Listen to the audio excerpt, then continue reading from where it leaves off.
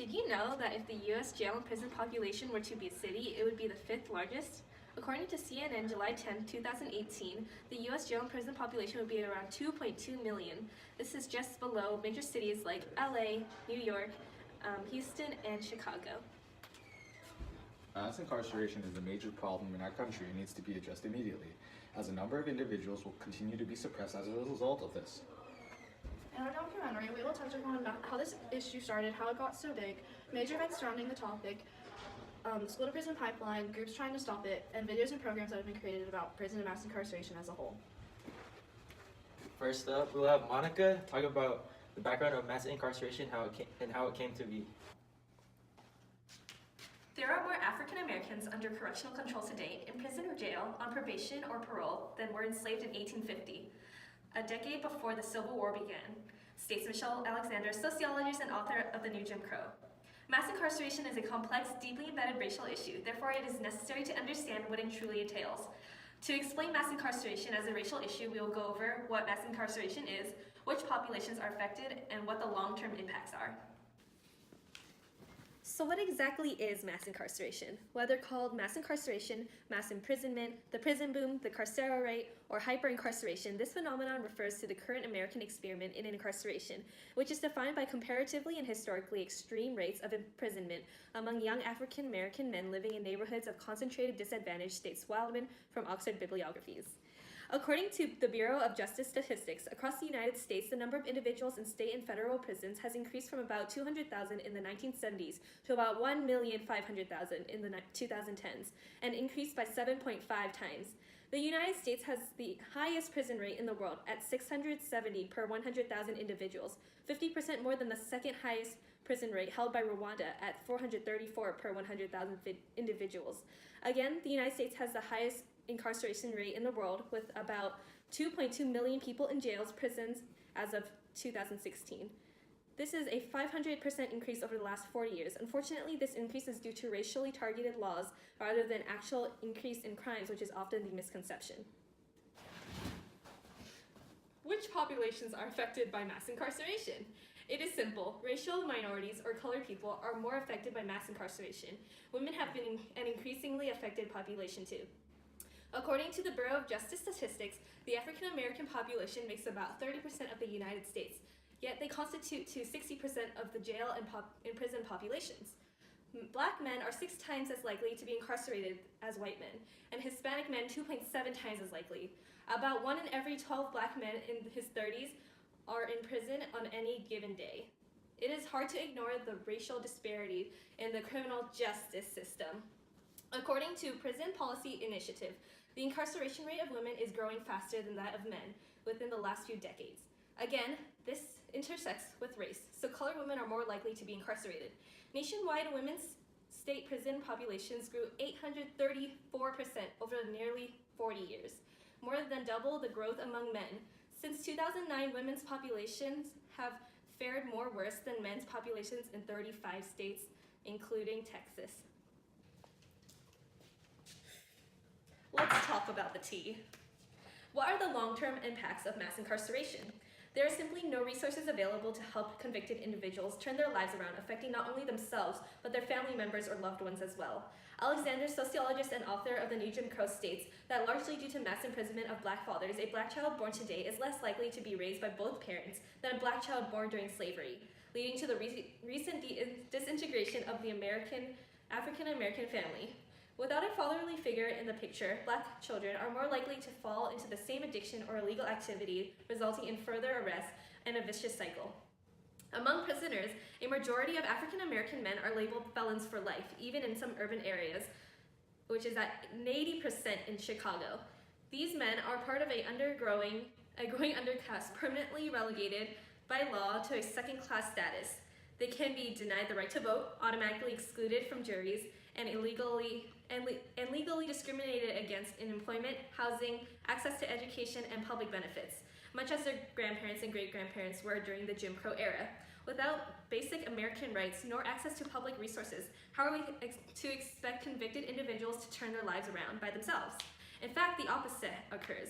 These individuals are likely to be reconvicted, also leading to high rates of recidivism, which is the tendency of a convicted criminal to be reconvicted within the United States. It is easy to blame the individual for their own problems, but difficult to address the underlying issues embedded in institutions. So, as we've talked about today, we went over what mass incarceration is, what the affected populations are, and what the long-term impacts are.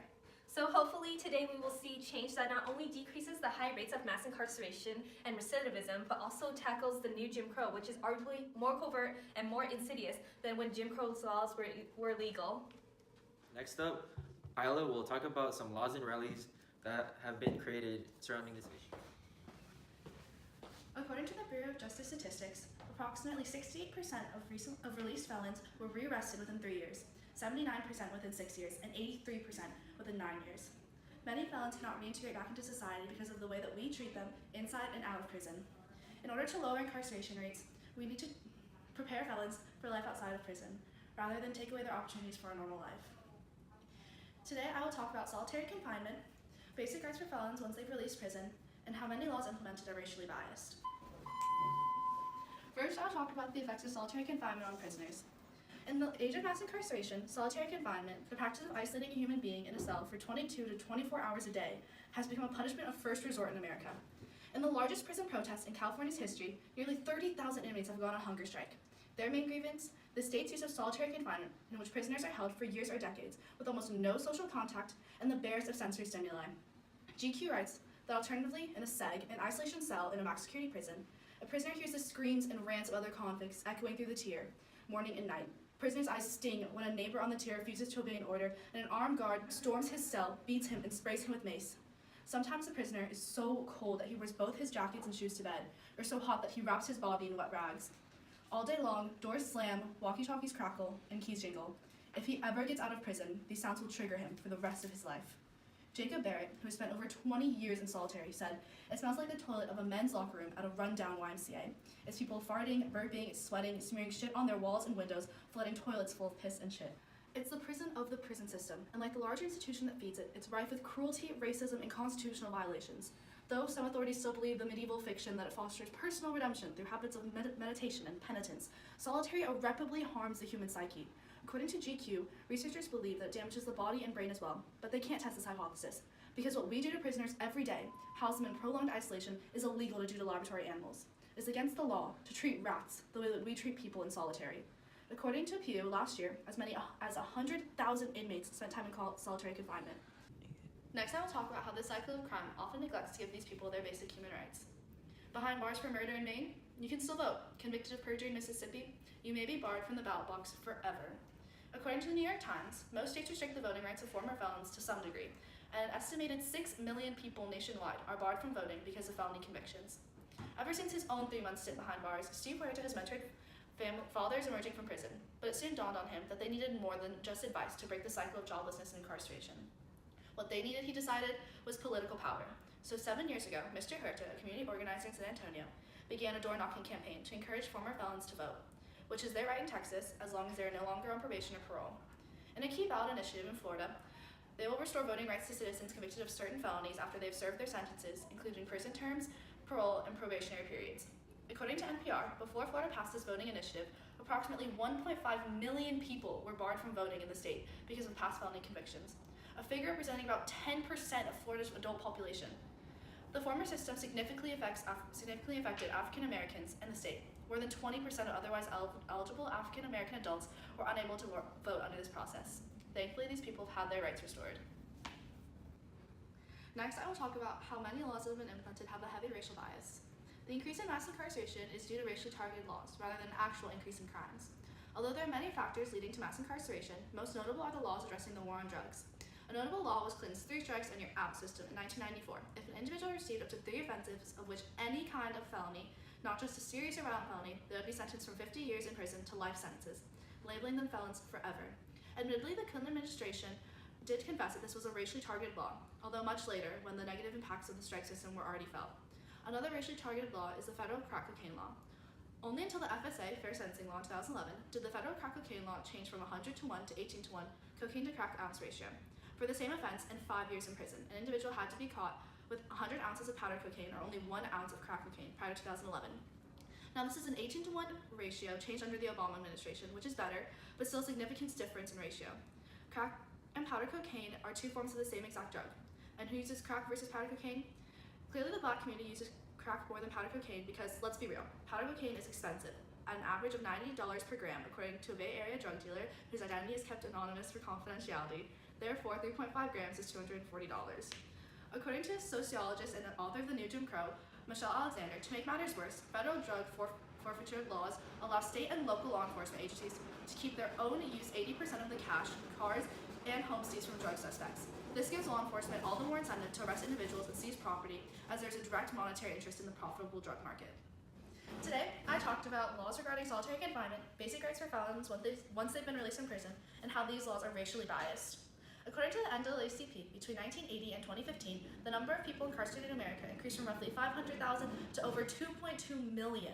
Rather than help formerly incarcerated people get the healthcare, training, and education they need to regain their livelihood, the lack of meaningful resources makes it more than likely they will wind up back in the criminal justice system soon after they've left it.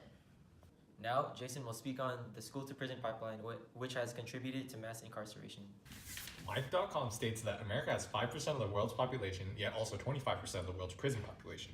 This is all because the justice system is more punishment focused rather than rehabilitation focused, which is a major factor when thinking about mass incarceration. Another thing is that students are fed into the criminal justice system for even the smallest things, which leads them into a process that is hard to escape. The school-to-prison pipeline is one of the root causes of mass incarceration. To stop it, we must first understand its effects, then as a nation find out how we can step in to slow it down or even end it. Mass incarceration in the United States has been a problem for way too long, and it makes it hard to escape the life of crime. In my segment, I would like to talk about how it started, how we can step in, and what things we can do to end it. Many have found that the root to mass incarceration in America is the public school system. The National Center for Education Statistics has found that public schools that have more than 50% of students who are non-white have more than a 40% chance of having at least one school police officer on campus. These school police officers were placed in these schools to protect students from gun violence, but in reality, they use their power to feed more students into the justice system. It is hard to stay away from the role that race plays in the school to prison pipeline, but there are too many statistics that show how it does play a big role. 1 in 6 kids in our public school systems are Black, yet they account for 1 in 3 arrests in schools. Black students are also 3 times more likely to be suspended or expelled than white students. Some blame the fact that Black people act up more than white people, but in a study done in North Carolina by Jason Lamberg, a supervising attorney of Advocate for Child Services, has found that there is no evidence to suggest that Black students do act up more. It is not only Black students who can be affected though. Monique Lynn Luce, an attorney for the NAACP, stated that minority students are more likely to be steered from graduation by harsh school punishments, suspensions, expulsions, and even arrests. That leaves them disaffected and more prone to drop out and then be entangled in the criminal justice system. A city right across the bay has already taken large strides to teach students a different way to resolve conflicts. This new system is called restorative justice. While using restorative justice, the parties with conflict would solve their conflicts by communication with assistance from counselors. This is better than getting punishment and has seen positive impacts over the past 10 years. High school dropout rates have declined by 56%, while graduation rates have increased by 60%. As stated earlier, the American criminal justice system focuses too heavily on punishing people who break the law, which feeds into the process of mass incarceration. If we take a look about how and why people keep ending up in prisons, we can find many reasons, but something that all systems lack is how to reintegrate ex-felons into society. The Norwegian prison system is a prime example of how rehabilitation can prevent mass incarceration. From the documentary Where to Invade Next by Michael Moore, we can see how murderers and rapists are taught how to learn from their mistakes and readjust back into society. The main punishment that these prisoners face is that their freedom is taken away. But don't confuse this with how freedom is taken away in America. A prison guard had even stated that he does not understand why this may be odd for Americans to see when your constitution states that there shouldn't be no cruel or unusual punishment. Norway's recidivism rate is 20%, whereas America has a recidivism rate of 80% within 5 years of getting out of prison. There is a clear difference and positive outcome to a more rehabilitation-focused prison system, which can help America with its chronic problem of mass incarceration. The large amount of prisoners that America has is actually something that we can all agree on. Incarceration for adults and even for kids has become a norm in society, and it does not even aid the convicts. It is just there to simply give you a slap on the wrist, then send you back out into society. Before thinking about changing laws, we should first think about changing our perspective of prisoners. People should start treating and thinking of prisoners and ex-felons as regular people. The criminal justice system dehumanizes them, and when they want to try to restart their life, they face many barriers. For just 1 year, it costs around $31,000 per prisoner, and doing so would not only save the government money, but it would be one less person in this current endless cycle that is the prison system. The war on drugs period with Reagan had created minimum sentencing for small things like marijuana usage, which has had people be arrested.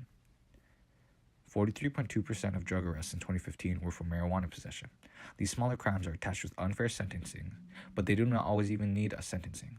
Petty crime sentencings can start a continuous spiral down the wrong path for some, and if we eliminate those sentencings, we can hopefully combat the problem of mass incarceration. A direct way of how we can stop mass incarceration is via rehabilitation services. America has an 80% recidivism rate, which is directly correlated with our problem with mass incarceration. To try to stop that, we can as a nation vote to eliminate prison sentencing for lower level and petty crimes, and instead, in an attempt to help those who commit the crimes, send them to organizations that can help and rehabilitate them, such as HOPE and the Lionheart Foundation. We can make a change in the broken and outdated justice system by realizing that there is a problem with the school-to-prison pipeline and mass incarceration, trying to understand why it's happening to begin with, and then moving on to what steps we can take to end it.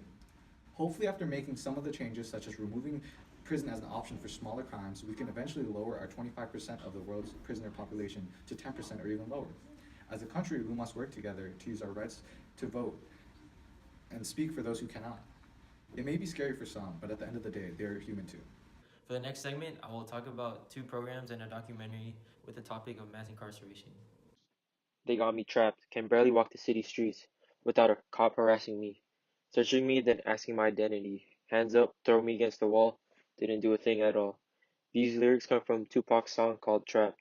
It is a song about how police racial profile colored individuals, which plays a major role in mass incarceration. Mass incarceration will only develop into a bigger problem than it already is, so it is our responsibility to try and fix it. Now, I will go over the several things that have been created to address mass incarceration and the individuals who are facing it, such as the Beat Within, the 13th, and the Medea Project. For my first point, I'll be talking about a major organization called the Be Within. The Be Within was founded in 1996 to aid juveniles who have been incarcerated. They are known to provide writing workshops in juvenile halls to the incarcerated youth. They serve about 5,000 individuals every year all throughout California. The Be Within holds workshops in New Mexico, Hawaii, Oregon, and Washington as well. They put together the work of these kids and release a publication bi-weekly that is made available to everyone else in the world. Furthermore, they have partnerships with education and criminal justice programs at the University of California at Berkeley, Stanford, SF State, California College of the Arts, University of Hawaii, University of Redlands, and Portland State. The workshops provide these kids a space to let go of what they're feeling inside. The Be Within have given them a voice and somewhat make them feel like they can still provide a positive contribution to society by voicing their thoughts through the publications. As stated by the Women Institute in 2015, the publication creates a support network for the incarcerated youth, allowing them to navigate their way through the challenges and fears of being in the system together, and hopefully navigate their way out of the system as well. An underlying issue that can be the root of mass incarceration is the 13th Amendment. The documentary The 13th by Ava DuVernay addresses the problem of this specific amendment that many people do not realize. This amendment had abolished slavery with the exception as a punishment for crime. What this basically means is that you may not make anyone a slave except for people who commit crimes. DuVernay focuses on this point in her film by making a connection between this amendment, slavery, and mass incarceration. Within the documentary, there are several facts that are made to show this connection. For example, noted by Kate Marlett in 2017, the documentary states that 1 in 17 white males will go to prison in their lifetime, while for black males the odds are 1 in 3. As reported by Bethwan Butler in 2016, a specific event that the 13th talks about is the Central Park jogger case. In this situation, in 1989, 5 black and Latino teenagers were wrongly accused for beating and raping a woman who was jogging in Central Park. They were all convicted and charged. However, later on, DNA evidence had proved that they were innocent. It is obvious that these teens were, were targeted simply because of their color. Events such as these contribute to the increase in the number of incarcerated people. So lastly, we'll talk about another program that specifically helps women facing mass incarceration. The Medea Project Theater for Incarcerated Women is a piece of the company Cultural Odyssey. Their goal is to develop productions that are about social activism. This was created by Rodessa Jones Help Females Behind Bars.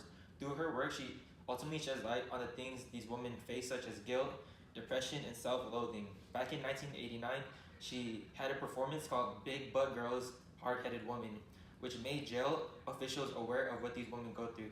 Furthermore, a big reason as to why Jones created the Medea Project was the increasing recidivism rates of females because of those problems. Since being created, the Medea Project is now considered to be an award-winning performance workshop committed to incarcerated women's personal and social transformation. It has been expanded all the way to prisons in South Africa. Within these prisons, Jones works with incarcerated women, training local artists and correctional personnel to embed the Medea process inside those institutions. Overall, Rodessa Jones and the Medea Project have done an outstanding job on trying to lower the number of incarcerated women and provide some light in their lives. Lastly, we will all talk about groups that have been created to combat mass incarceration. Although many people understand that mass incarceration is a huge issue, they may also be unaware of the organizations working to combat it. Many organizations are helping incarcerated and recently released felons help get back on their feet and give them an opportunity for a better life. Today we'll talk about the Incarcerated Workers Organizing Committee, the Lionheart Foundation, and the Hope Project. Many groups are advocating for the people inside the prison, and one of them is the Incarcerated Workers Organizing Committee. This committee is a section of the industrial workers of the world, led by prisoners themselves. Their main goal is to ultimately end prison slavery. People who are incarcerated are essentially treated like slaves, and billions of dollars is made off of their labor, while they receive barely anything. For prisoners, the average wage is 20 cents an hour, with some states not paying wages at all. Currently, this organization has hundreds of members in over 15 prisons across the United States. On September 9th, 2016, they were actually part of the largest prison strike in the United States history, along with a number of other groups as well. For people who support this movement, they kindly ask for supporters to sponsor a prisoner's membership for a monthly fee of $5.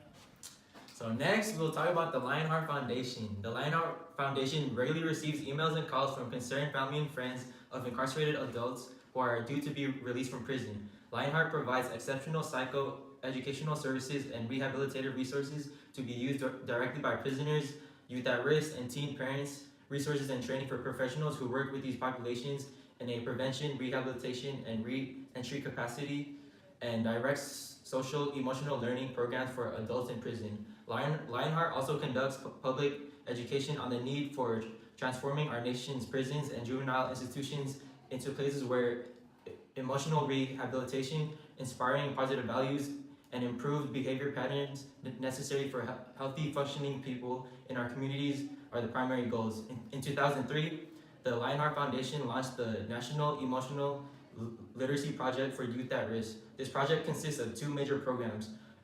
First, the Power Source Program for Youth at Risk. This was created to empower youth at risk with the social, emotional, and behavioral skills associated with paths of healthy development and permanent disengagement from the prison pipeline. Second, the Power Source Parenting Program for teen parents. This is designed to help young parents break intergenerational cycles of abuse and neglect. It was created to give at-risk teen parents the guidance and skills they need to be loving, effective parents and raise healthy children. The mission of Project Hope is to address the needs of re-entering ex-offenders in order to make their transition back into mainstream society a success. For instance, Project Hope attempts to assist ex-offenders in addressing their housing, their educational, and employment needs. According to the Bureau of Justice Statistics, there are currently 2.3 million people incarcerated in jails across America. Approximately 30,000 of those inmates are incarcerated in just the state of Alabama. Nationally, 97% of offenders in jail today will be released and then returned to their communities from which they came. Statistics show that 30% of adults offenders released from state prisons are rearrested within the first 6 months of their release. Just in the Southern District of Alabama alone, in the federal system between the years of 2008 and 2010, 328 ex-offenders were revoked for violating the terms of their supervised release and then sent back to prison. The cost to the American taxpayer to incarcerate those 328 ex-offenders over a 3-year period amounted to $9.2 million annually. If these same 328 ex-offenders had been successfully supervised upon release, it would have only costed American taxpayers roughly $1.3 million.